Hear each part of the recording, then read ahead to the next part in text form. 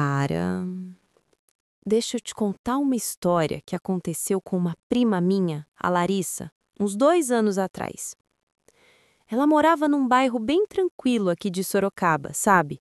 Aquele tipo de lugar onde à noite não passa viva alma. Pois é, dessas ruas calmas, sem movimento, que depois das 10 da noite ficam completamente desertas.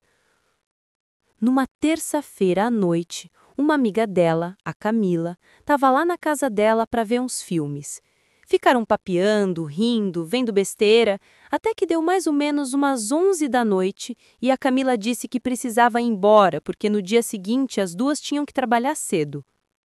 O ponto de ônibus ficava a uns 15 minutinhos de caminhada. Então a Larissa resolveu acompanhar a amiga até lá, tipo, para fazer companhia mesmo. O bairro era calmo, mas escuro. Aquelas luzes amarelas dos postes que piscam de vez em quando, sabe? Elas foram conversando e rindo o caminho todo, até que a amiga pegou o ônibus e foi embora. A Larissa então começou a voltar sozinha para casa.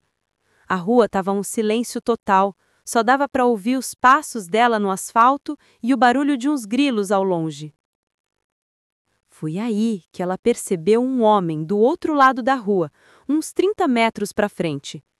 Ela diz que mal dava para enxergar direito por causa da luz fraca, mas parecia ser um homem alto, vestindo roupa escura, e ele parecia estar com uma criança.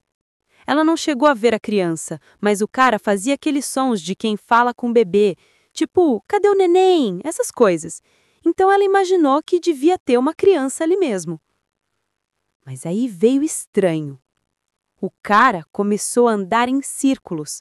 Quer dizer, nem era círculo. Ele dava 3 passos para frente, virava à direita, mais 3 passos, virava de novo, e ficou repetindo isso, tipo, andando num quadrado, como se tivesse preso num padrão. Foi quando ela percebeu que não tinha criança nenhuma ali. E o que ele segurava na mão não parecia ser uma criança. Era algo comprido e prateado, meio que refletia a luz do poste. Quando a Larissa passou mais perto, o coração dela quase saiu pela boca. Ela conseguiu ver o rosto dele, ou o que deveria ser um rosto. Só que não tinha rosto nenhum. Nada. Era só uma massa branca, lisa, como se fosse um manequim, sabe? Sem olhos, sem boca, sem nariz, nada.